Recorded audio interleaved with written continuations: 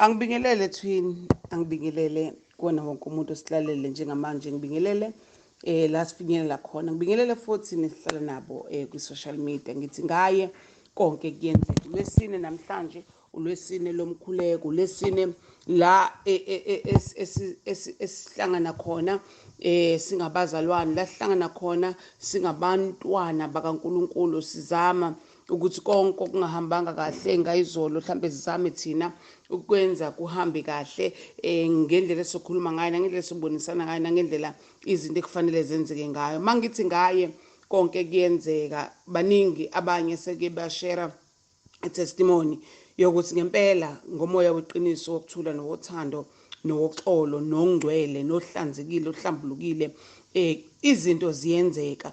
Namhlanje ngeviki edlule ngingakhuluma ngagcizelela kakhulu nje ngaxoxa udaba lwami ngoba phela kulesi sikhathi kuleli hora esiba nalo ila sixoxa khona izinto ekuyizona esithi ngaye konke kuyenzeka ngoba sibonile ukuthi ukudlula kwethu kule ndawo asidlulanga ngokuhlakanipha kwethu, asidlulanga futhi ngokucabanga kwethu, kodwa yena owenza konke nomoya ingcwele osilawulayo endleleni wenze kwa possible izinto zabonakala zihleleka, amagebhugebhu ahleleka ngenxa yokuthi sikholwa ukuthi ngaye konke kuyenzeka. So abanye ke bazisho itori nakhona sisafisa futhi angigcizelele my twin ukuthi kubaluleke kangakanani ukushare your story. It is time to tell our story. Sisho njalo singababhali, sisho njalo singabakhulumi abakhuluma indaba ezinhle, sisho njalo thina izisebenzi zikaMdali wezulu nomhlaba. It is time to tell our stories.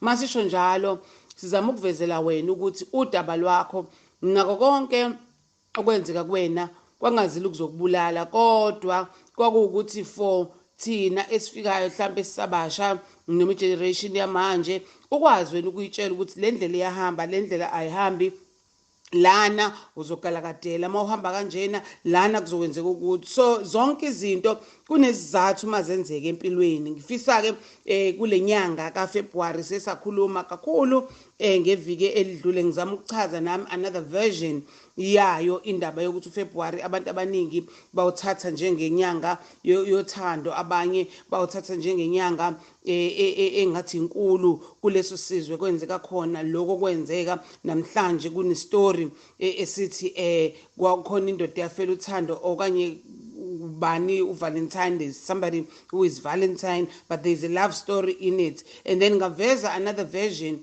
yokuthi nami ngake ngezwa ukuthi uValentine kusukaphi kwenzakalani. So uma ngabe uyafisa ukuthi uphinde uyithole leyo singakubuyisela yona emsakazweni, sifake kwi-app ngoba ngiyafisa abantu bakugcwale okanye bakufake ukuthi kwinanda FM sinayo i-app yokuthi sikwazi ukuthi izinto ezikweqile ukwazi futhi uphinde ukuthi uyithole. Angikho lapho kakhulu namhlanje kodwa ngisakuyona inyanga kaFebruary nanokuthi ngicela ukuthi sibuke ngeindlela ezahlukahlukene okwenzekile ngoFebruary last year akungakuphindi kulonyaka lo. Uma ngabe ngingabanga kuhle ngicela kungakuphindi futhi ukuthi kwenzeke the very same thing. Uma ngabe kwaba kuhle kulungile awuzama ke futhi ukuthi kungafani nokwalast year. Ke kunyuke manje izinga kukhuphuke kuye ngaphezulu ngoba le ibaluleke ngendlela esimangalisa ukuthi siqonde si-understand indaba masikhuluma ngothando, uma sikhuluma nge-relationship, uma sikhuluma ngomathandana ukuthi sesi-intimate manje ngoba kuhlukene inhlobo zama-relationships. Akuyona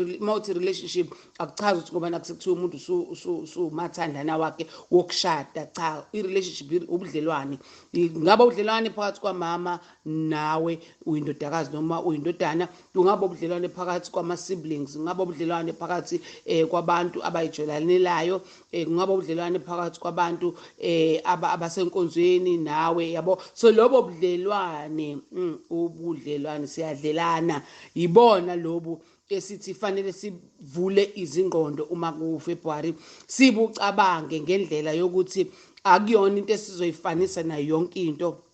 Angikwazi ukuthi ngithathe i-relationship okanye ubudlelwane engaba nabo nomunye umuntu oneminye iminyaka, oyelinye ibala, oyenye igender, same gender, bese ngibufanisa nomunye umuntu ngoba abantu abafani, bahlukene. Ngiye ngizwe sekukhulunywa kuthiwa hey abafana ngoba bayafana. No, abafani, akufani nje kuhluke ngisho ama-fingerprints. Yabo once kwangafani i-fingerprint, then it means asifani ngoba i-identification yethu ayizukufana. Ngisho kuthiwa sesiye home affairs noma kuthiwa sibeke la ama-fingerprints ethu awazi ukufana. So iyona into ehlukanisayo leyo esiphila sabantu ukuthi ama-fingerprints ethu ngisho amawele awafani ama-fingerprints. So asikwazi-ke ukudila ngendlela efanayo nawo wonke umuntu. Ngizokukhumbuza-ke this time ukuthi uma ngabe ubona ukuthi kuyafana kuthiwa i-most yabo, iningi labo lenza kanje, hhayi ngoba kuwukuthi bayafana but iningi labo lenza kanje.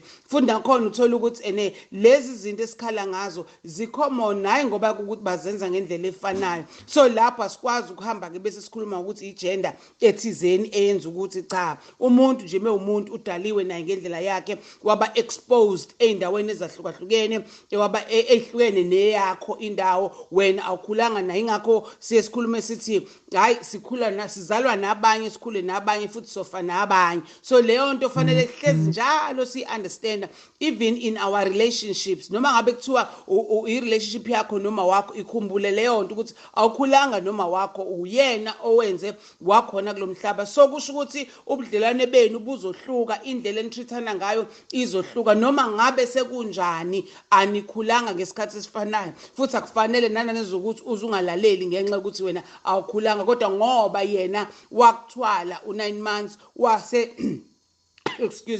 wakuletha kulo mhlaba ukuze nawe uzofulfilla leyo purpose kaNkulunkulu. So ubudlelwane abufani futhi ubudlelwane okuzothi abantu abaficile wena emhlabeni mawuzalwa bese kuba ngathi manje labo abantu nje abangenamsebenzi walutho. Kunezizathu ukuthi uzalwe wena kuleyo family, kunezizathu ukuthi kube khona abantu abakade bekhona ngaphambi kwakho, kunezizathu sekuba khona wena umncane. Kuningi-ke ngiye ngizwe nabanye uthola ukuthi makukhulunywa ngendaba yokufika komntwana ukuthi ama-relationships akade ese-broken kwezinye iy'ndawo akufani futhi njengoba ngisho. Kwezinye iy'ndawo ama-relationships akade esengathi ayaphuka kodwa ingane iyafika izowahlanganisa babumbane. Kuthi noma ngabe sekuthiwa asisazwani mina nawe kade mhlambe sisebudlalwaneni bothando, kodwa into ephinda isenze sibe sebudlalwaneni ileyo yokuthi sekukhona umphefumulo esawuletha kulo mhlaba. Kusho ukuthi siyathanda noma sithandi kuyohlezi kuxhumana ngoba fanele kube khona umphefumulo esiba responsible for wona, noma ngabe thina sisathandani kanganani noma sisathandi kanganani, kodwa khona umphefumulo that we need to be responsible for. So ibalulekile yonke lento, ngiyindlala ngamasibomu ibe yindi kangaka ngenxa yokuthi ngifisa ukuthi kwayingqondo zethu kwakucabanga kwethu kuhlakazeke, so that sizobona ukuthi sifambulephi, izinto esingazange sazenza kahle sizilimaze kuphi. Siqala ekuqaleni uku-understand ukuthi mangikhuluma ngoma noma ngikhuluma ngomuntu ekuthiwa ngizoshada naye kuhlukile, mangikhuluma ngosisi wami noma ngikhuluma ngobhuti wami nomuntu engithandana naye kuhlukile, noma ngikhuluma ngengane noma ngabe ngikhuluma ngomuntu engithandana naye kuhlukile. So ayizuba khona lento yokuthi wena wesifazane